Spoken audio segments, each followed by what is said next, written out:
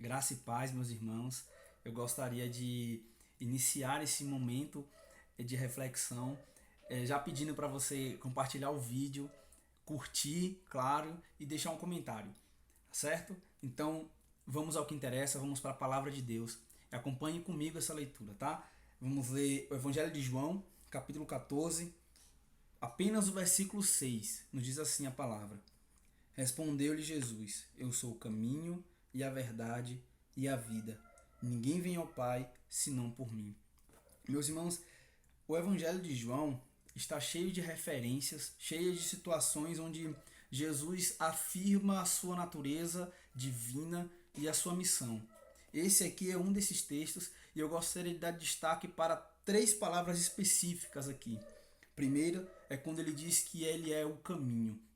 E eu gostaria de fazer referência a um outro momento muito importante na vida do povo de Israel, que é quando Deus retira eles do cativeiro do Egito e os conduz até a morada, até a terra prometida, por meio daquela peregrinação pelo deserto.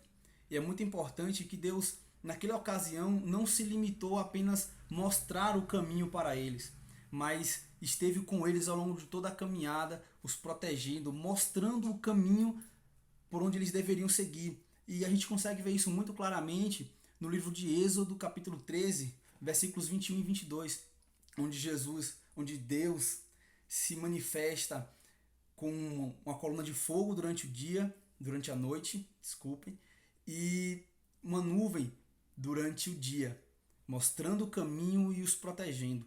Jesus é para nós o caminho, um caminho seguro, um caminho protegido que está muito claro à nossa frente quando olhamos para a sua palavra e para os seus ensinamentos. Uma outra coisa que eu gostaria de destacar nesse pequeno versículo é quando Jesus diz: Eu sou a verdade. Meus irmãos, é, essa, essa afirmação é muito clara também em relação a toda a palavra de Deus. Nós precisamos olhar para ela com fé, com certeza, com convicção. Afinal de contas, Cristo é uma verdade tão maravilhosa que nas palavras do salmista, em Salmo 19, ele diz que a própria criação anuncia a sua glória. E meus irmãos, essa verdade, ela necessita de fé ao ponto de dispensar toda a incredulidade. E aqui eu gostaria de fazer uma observação muito importante sobre essa fé em Cristo enquanto a verdade salvadora. Ela deve dispensar toda a incredulidade.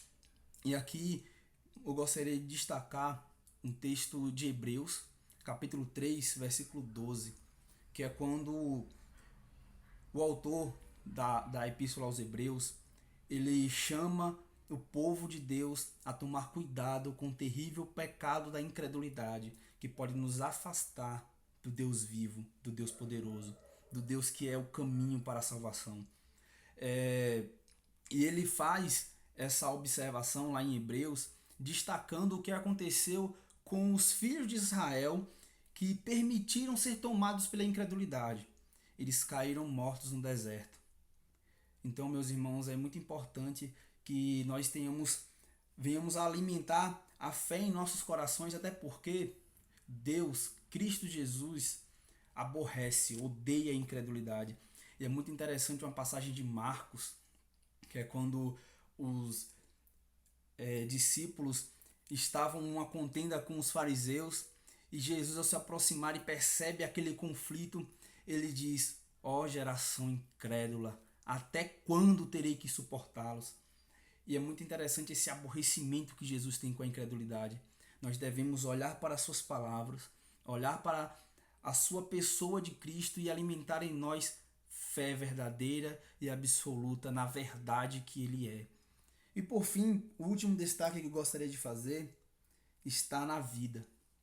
Jesus, ele é o caminho que nos leva em segurança, que nos leva com cuidado para a salvação.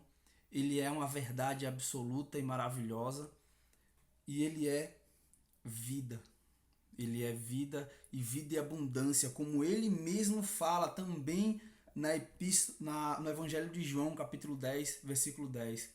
O ladrão veio para roubar, matar e destruir, mas eu vim para que tenham vida e a tenham em abundância, vida sem restrições, vida eterna.